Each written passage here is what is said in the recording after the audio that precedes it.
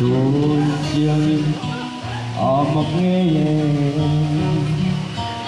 cần sâu đắm nâng gieo radio cần tin tu cần thọ tu tên ron vu ve ron che ve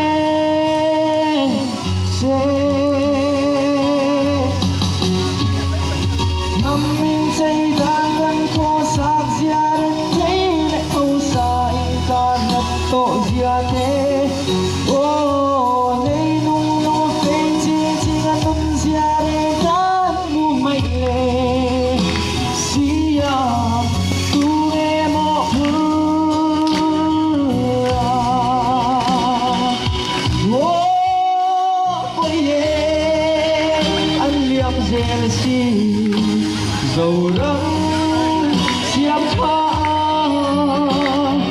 tung đi tung hiền tung đang lai lên gây nên phải qua lại pha hiền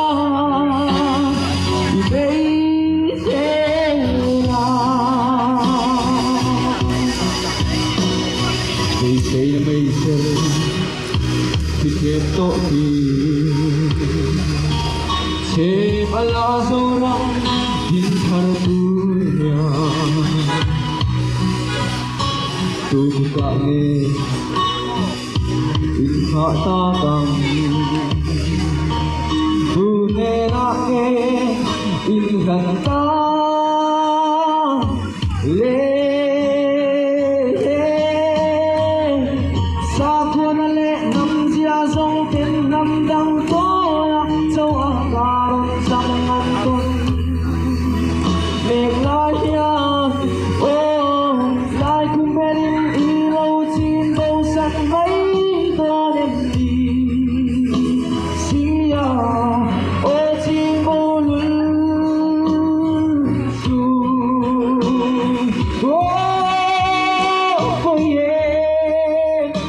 niềm dễ xin dầu rắn xiêm pha tung đi tung hiền tung đang ai lo kỷ niệm qua lại pha hiền bây giờ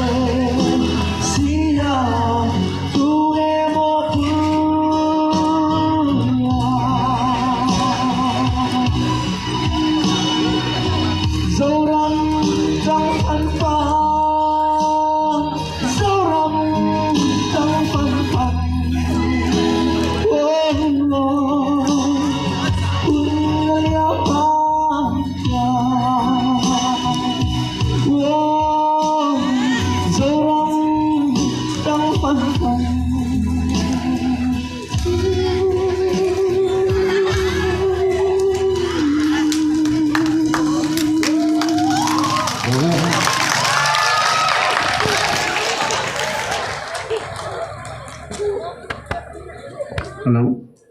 Kan van lop tak van lop saka zai se lang che